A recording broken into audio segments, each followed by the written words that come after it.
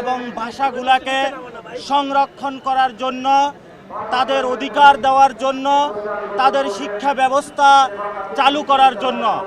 এবং 52 সালে সেই তমুদ্দুন মজলিস থেকে আমাদের যে কালচারাল একটি ফাইট শুরু হয়েছে, সেটারই 24-এর মধ্যে আরও উজ্জ্বল হয়েছে। দক্ষিণ এশিয়াতে আমাদের যেমন অতীশ দীপঙ্কর রয়েছে, আলাউল রয়েছে, এই ধরনের অসংখ্য গুণী ব্যক্তিবর্গকে নিয়ে বিশ্ব মঞ্চে সরকারকে দাবি জানাচ্ছে আজকের এই প্ল্যাটফর্ম থেকে, আজকের এই 21শে ফেব্রুয়ারির প্রহর থেকে বাংলাদেশের যতগুলো দূতাবাস মিশন রয়েছে সব জায়গাতে বাংলা হাউস কৃষ্টি কালচার চালু করার জন্য।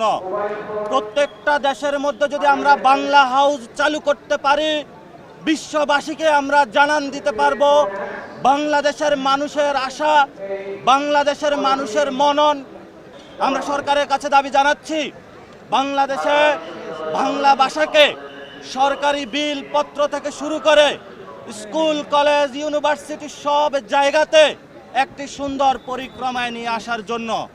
আমরা আশঙ্কা দেখতে পাচ্ছি গত 53 বছরে ভাষা ইনস্টিটিউট থেকে শুরু করে সবগুলো ভাষার যতগুলো প্রতিষ্ঠান রয়েছে এগুলোকে ক্রিপল্ড করে বা পঙ্গু করে রাখা হয়েছে।